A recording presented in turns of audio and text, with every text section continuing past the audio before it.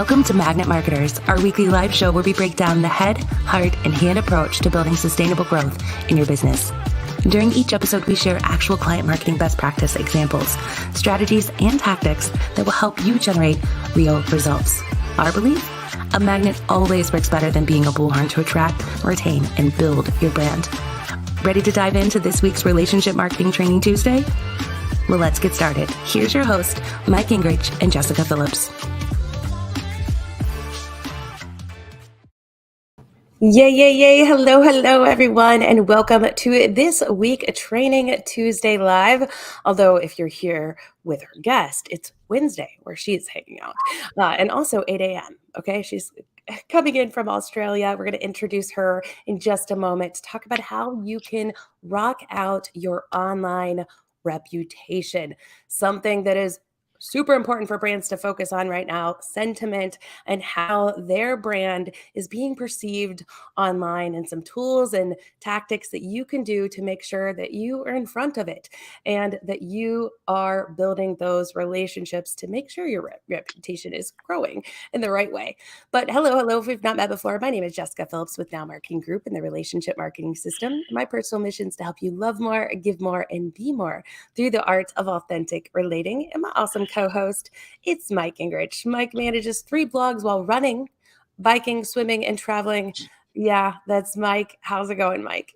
Hey, doing well, Jessica, and so looking forward to today. It's just been too long since I've been able to connect with some of my friends from down under in Australia, and so we are looking forward to the show today. And I mean, I'm just going to dive in, right? Because I want to make sure that we have as much time with Fiona as possible. So our guest for today is Fiona Lucas, coming to us from Australia, where it is Wednesday already. If you want to jump ahead and see what tomorrow looks like, she's going to tell you about it. She is a Australian-based social media and online community strategist, consultant, mentor, moderator, speaker, and author. She's founder of the 4 R's of reputation with her business, I Respect Online. We're going to dive into some more of that today. She believes in putting humanity first in all online engagement. So she's right there with us. She works with small business, large corporations, developing innovative strategies. She has a background in business management and e-commerce. She's a certified trainer, Facebook digital marketing associate. And look at this. She also likes to ride her bike. She cooks up a storm and she engages in communities and loves spending time enjoying that with her family. So let's welcome Fiona on in. And good morning to you, Fiona. Hey, hi. Well, good afternoon to you. It's so wonderful to see you guys. It's been a while. Yes, you look lovely. So the future looks wonderful, right? Always. It always is. I always say, if I'm still here, you know the world's going on, right? I love it. All right.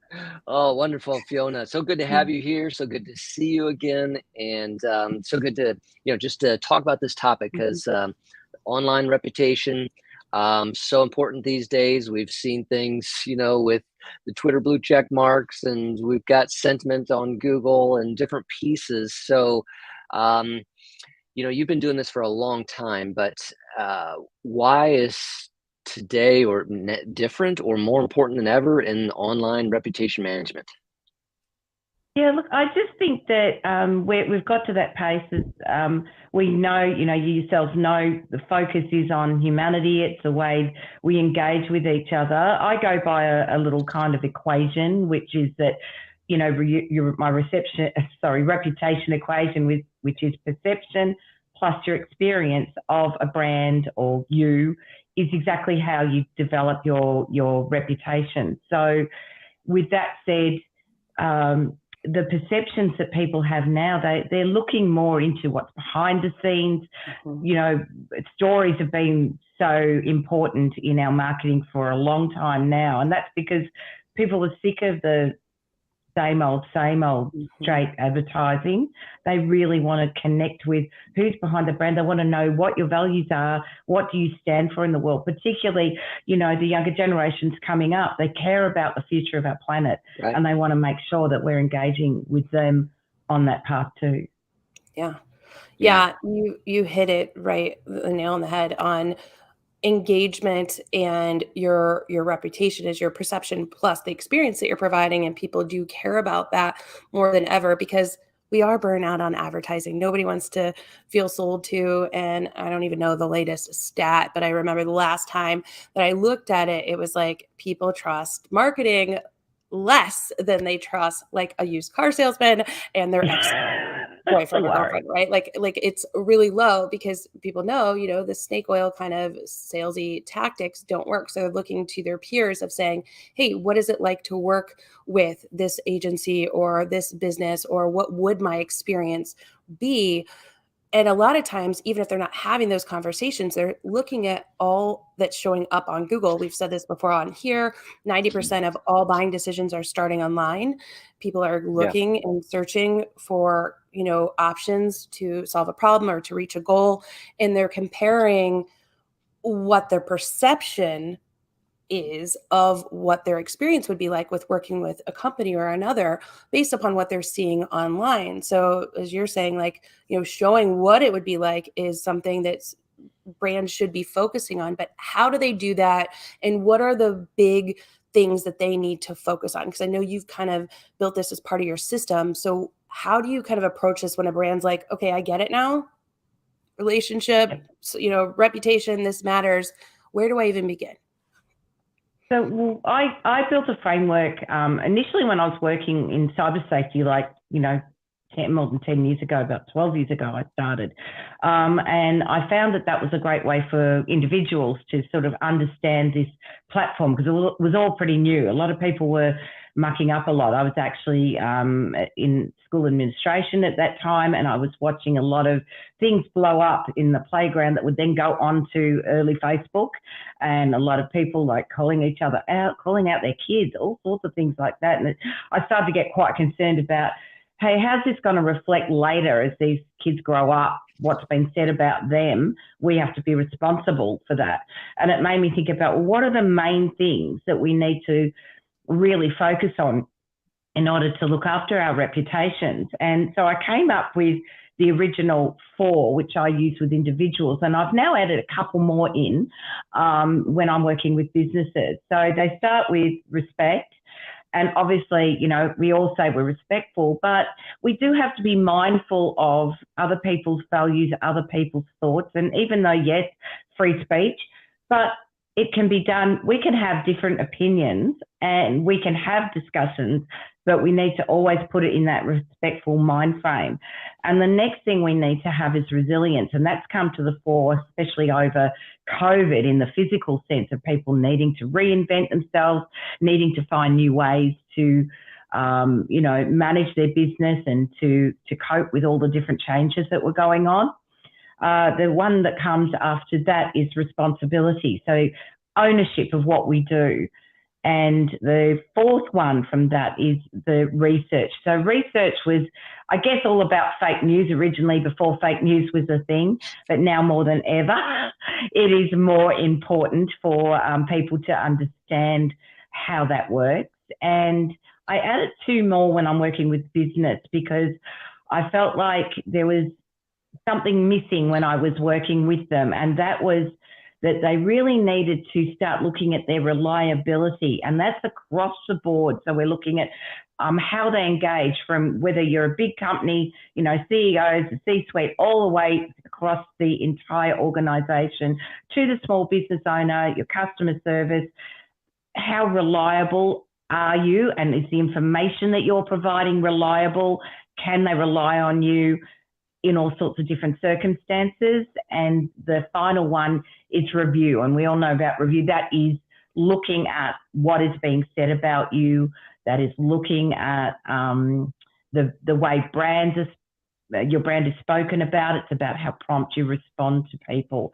So if you take the whole framework and you apply it throughout the organization, then we can do a really big deep dive into all the background, including the policies that you're doing, and the way you build your team. And I have to say, Jessika, that you're a shining example of bringing this to the fore, because the way you embrace your team, the absolute love that you feel in all your team members together, that's gold. And it's not necessarily an easy thing to do, because it means you take a lot of ego out of leadership, right? You've got to be prepared to let your team have some ownership as well. So, kudos to everything you do, because I absolutely love it.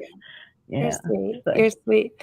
One thing I want to say to what you just said in all the R's, and Mike, I know you probably have a question to this too, but one thing, it was just a relevant story that just came up today, actually in my community, where it was a company that is closing their doors at the end of the month.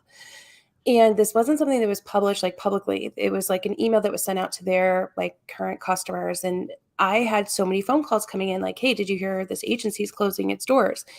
And so I shared it kind of privately with my team and said, hey, you guys just be prepared. We're getting a lot of these leads coming in. And the common thing that I was hearing through every message that was coming in was, I'm not surprised because I've not heard anything great.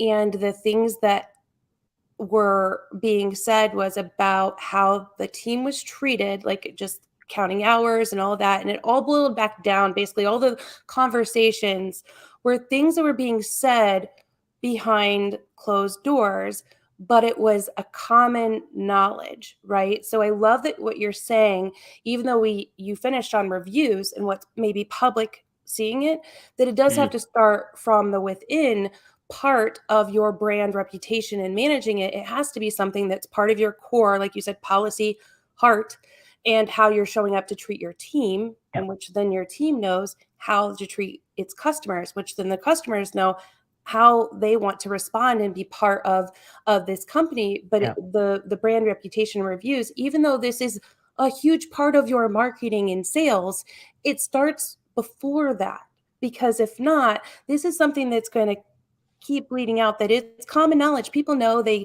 get a vibe of what it's like to work with you, even if it's not being read across a screen online, That's right. They just keep talking too. I mean, if you have a bad experience in a workplace, you tell your friends about it. You're confiding in them, and then that story comes up somewhere else. And if enough people do that, it really starts to impact. And, and I've seen that go into a bad situation where even partners have then got angry and then gone and given a bad review because of how their spouse was treated or something like that, which, the business will look at that and go, well, you don't work for me, you have no right to say this. But the problem is they didn't address what was going on in the first place, and they allowed this to brew. And look, that sometimes there are genuine reasons why, someone's been let go or there's been some issues within a company. But it's the way you embrace that and the way you deal with that matters a lot. And you still got to have this nurturing outlook. And, I know some people just say, oh, it's all too much, I'm their boss, that's it, they have to do what I say. But it just doesn't cut it anymore. And it's part of the responsibility that we have as business owners, is to ensure that we are nurturing. Sorry, I just realised I've got a noise happening there, so I'm just getting rid of something, so it doesn't do that anymore. Sorry. I don't know if you could hear it, but it was a loud ding. So making sure that we are nurturing everyone, and we're taking responsibility for how we deal across the board, from the team to every single stakeholder that comes into your business, whether you're buying products from somebody, in the back end, how you deal with those, how your customer service is, and more than anything, how you treat your employees. And I mean, that's been a big part of the kickback to Twitter and Elon at the moment, was the way he just came in and razor-ganged it, not good, especially when you haven't actually looked to see who you probably really needed still on your team. So, really great example of, okay, he's got a big enough fan base. He's, huge player, given his, his status, the money he has to play with. But at the same time, people are turned off. And that's not a good thing for all the projects that he's involved in, because he's involved in a lot more things than Twitter.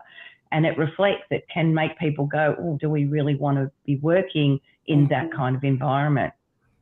So, it's a little bit old school, isn't it, that top-down approach? There you go. Yeah.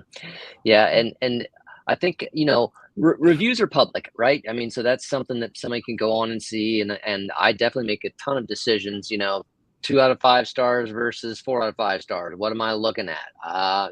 It's simple, you know, but kind of what you're talking about is something that goes deeper. And I think you mentioned it earlier, is just that, the emerging kind of generation, those teens, 20s, even 30s and above, there are not evaluating solely just on those public reviews. Jessika touched on this as well, but on something deeper, the values or the experience, what they're hearing. That's that sentiment, those types of pieces, more than. So it's bigger, it's broader, it's deeper, and I think that's what's significant maybe for businesses to think about and consider. It's not just about do you have all 4 out of 5, 5 out of 5 stars, but what is that sentiment going around? And that's going to come through your team, through people's experiences with your team, and all of that. So there's a soft side, soft skills, versus just a hard data side too. Yeah. Oh, soft skills are vital. They really, really are. And even when it comes to when you're talking about reviews, we also have, that's to do with that, I talked about, the reliability of information. This is where, your fake reviews, I mean, I'm like you, I look, but if I see too many 5 stars without anything written, I will go and start reading the ones with the comments more, because I feel like the ones that put a comment, they're more likely to be genuine than, although, you always balance. I always think I look for the happy ground in between to see, because, you might have had a disgruntled, competitor coming in there or something like that, which, hey guys, that's not respectful, but, that brings back to that, how we're engaging. But, if you just see a whole bunch of like sort of the lazy stars, if you know what I mean, with nothing behind them, then it can look a little bit like, hey, did they just, get every friend they knew to go and give them a 5-star rating? Right. Or give them coupons and stuff for doing it and stuff. Because I think that's the key that brands really, really, really need to get, that we are talking about a lot recently, is that this is something you can't buy. It's something you can't rig or gamify or, just put a plan in place. It has to be part of the route. Like you were saying at the very beginning, the culture is a big part, how you're showing up and treating people with respect, the reliability, how you're treating your customers, your product, and the care and everything you're putting into either your product, your service, all of that as well. But also the other things that you believe in and kind of having a stance. I would never expect myself as a child to talk about the wages and things that people are making at an ice cream shop before I decided where to get ice cream, but my kids do. They're like, Mom, let's go and get Ben and Jerry's. Did you know that they do this, this, and this for their employees? And now they're diehard Ben and Jerry's fans. I don't think I was thinking that way when I was, their ages, but the younger generation now is. They care about Starbucks and how they're getting rid of the cups and you can bring your own cup, and they have an acceptance of paying premium for things that are premium quality of care and what they stand for. So they're willing to invest in those things because they see what it's attached to, why it's premium, right? And I'm hearing those conversations now with my 14, 16, and 18-year-old, and they've been talking about it more and more, and the brands that they're following, and really they know a lot about the history and how the company is run and how they're treating their people, and it's something that's not just something you can buy in a campaign. It's something that has to be at the root of it, and quite the opposite on some things that they do know that a company's maybe waffled on before. Because as you said, where this came to you was the early days of Facebook, where people are talking about maybe their kids and things online and in a negative light. What's that going to look like in 10 years when they grow up? Well, the same thing true now for brands. If you haven't always believed it, lived it, stay true to it, and you feel like you could just go with the flow, the receipts are still there, and it's still knowledge that people are going to dig in and find out. So it has to be part of the foundation of you kind of taking a stand and saying, here's who we are as a company, here's how we're going to show up and operate. And if it's ingrained with everything that you do, then that is the brand, right? Like that's the brand. Absolutely. Yeah. that If you're you monitoring. you build them on the 4R's foundations, even the most basic version of that, then you're going to be stronger because you're going to have you have a value statement that is openly out there.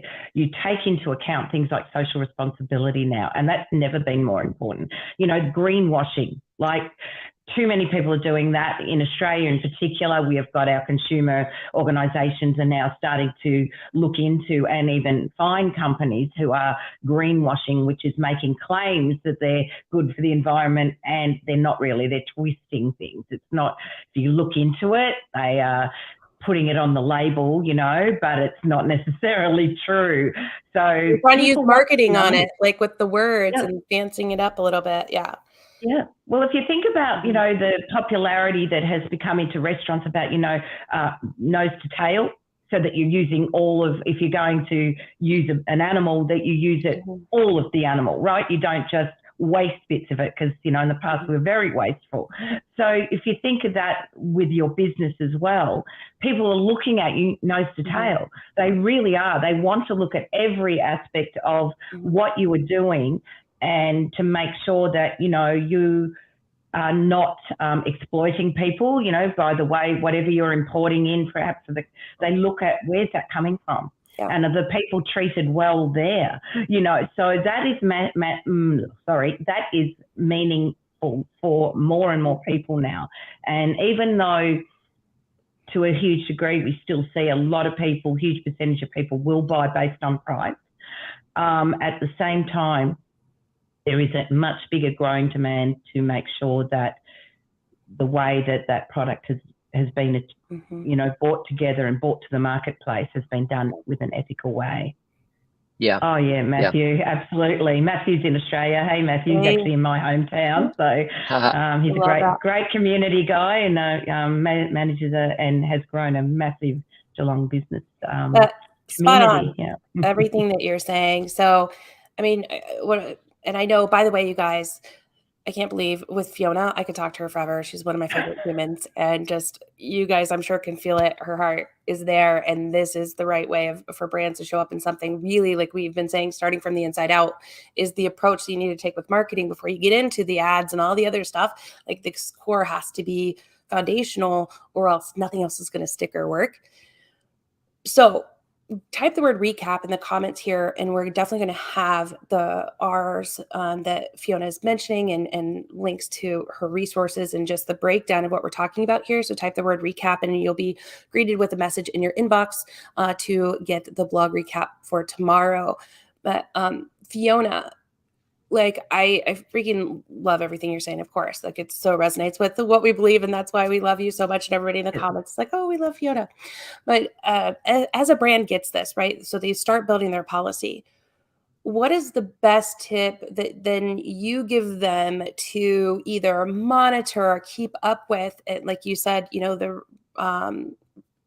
resilience and the, you know, response time and how they're connecting, because the conversations are everywhere. Like, how do you tell a brand to really monitor or pay attention to this? Yeah. I should say. Well, depending on, you know, the size of business, obviously there are a lot of amazing tools that will help you with social listening. You know, we love Agora Pulse, for example. You know, it's a great tool for being able to have that social listening. But at the very base level, as we talked about Googling, that's where we always begin. We begin by not just Google, go on to Bing, because you'll find that what you go onto a different platform, you get different information. Same with, you know, if it's DuckDuckGo or any of these other alternate browsers, you'll get different information served up. So it's really worth looking across and taking a whole team, not just Googling your business name, but Googling your name with your business name, your name with what you're known for.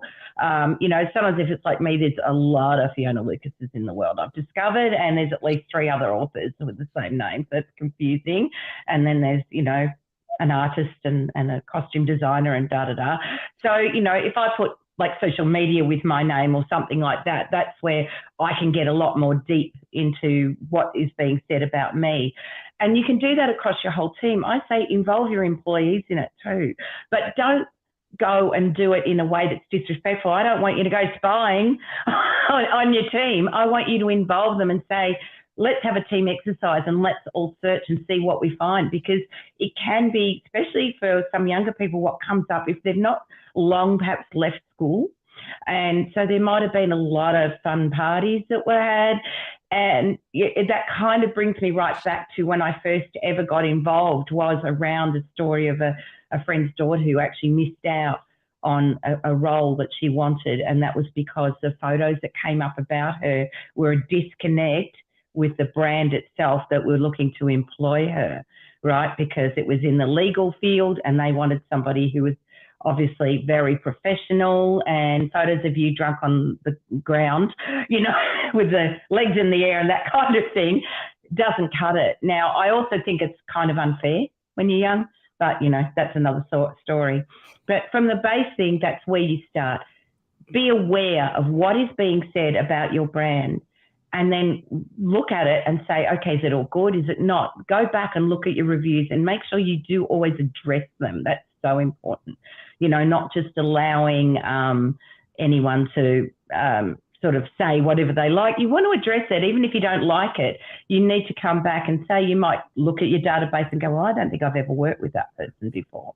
But you just say that, say, look, I'm sorry you feel you've had this experience. However, we can't find evidence of what you've done. Please, will you contact us on this number or email us, and let's get to the bottom of this for you, because we only want you to have had a great experience. And sometimes, and quite often actually, if there is a real issue there and you take a softly human approach to it, they'll actually go and remove that for you, because we know it's very hard to get things removed. So, you know, and I have got a little 12-point reputation checklist for people to sort of work through that I'll let you know about, that people can just, you know, go and message my page on Facebook at I Respect Online, and they can get hold of that just by putting reputation checklist in there, and that'll just give them a little download that they can just, you know, work through either on their own or with their team, sort of to help them go through these main points and look at, are we doing this? And if we are, great. And if we're not, what can we do better?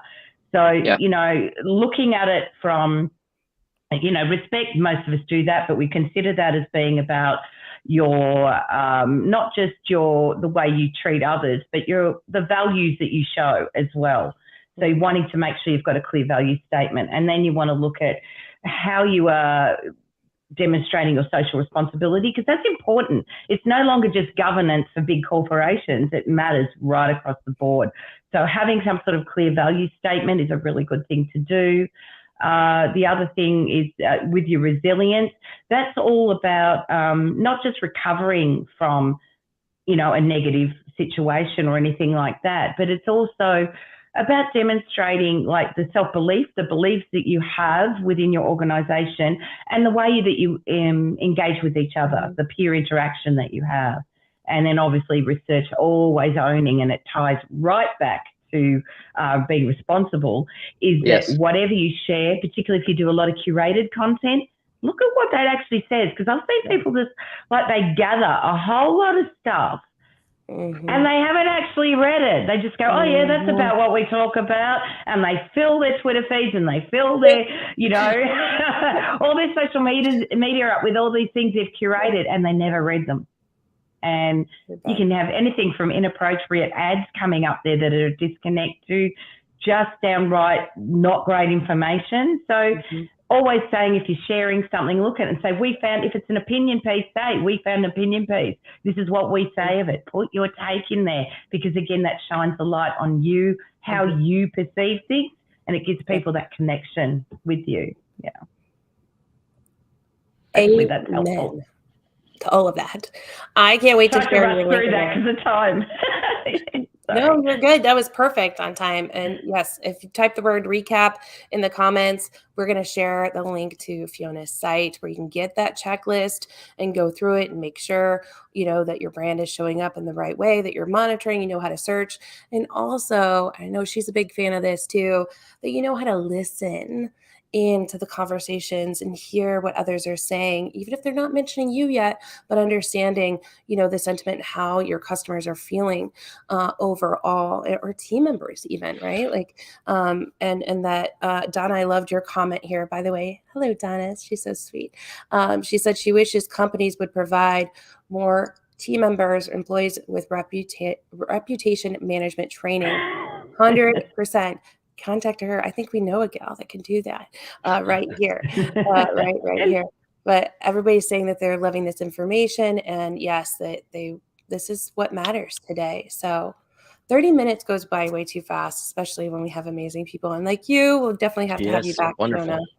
Fiona. We also need to have a campaign to bring Fiona to Lima, Social Media Week Lima, especially this coming year, in 2023. Our theme is Emerge, and it's all about this kind of stuff. How do we emerge better and to show up authentically as our true brand, with personality and resilience, and in just a way that people can understand what it means to work with us, and how can we just do better, right? Do what's right now. It's easy.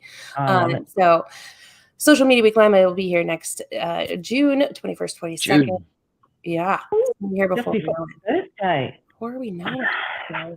I love seeing all the recaps in the comments here, you guys.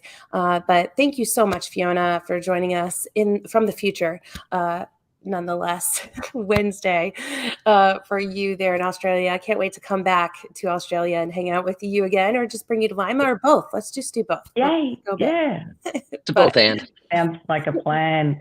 You too, Mike. You got to come down. Exactly. Come and do a. I do. Come and do a run down here. Yeah. Magnet marketers on the move. We can just start a whole new thing and just go to touring. We'll just go out. Mike, you can bike there and swim and all the things that you do, and I'll fly, and yeah, you'll probably beat me there, but nonetheless.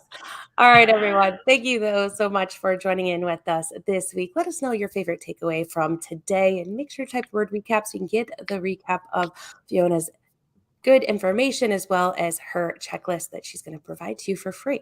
Until then, though, you guys, I hope you have a good rest of your week, and we'll see you back here next Tuesday at 4 p.m. Eastern Standard Time. All right, everyone, have a good rest of your day. See you. Thanks, everyone. Thanks, Fiona. Thank you so much for having me. I really appreciate it. Thank you.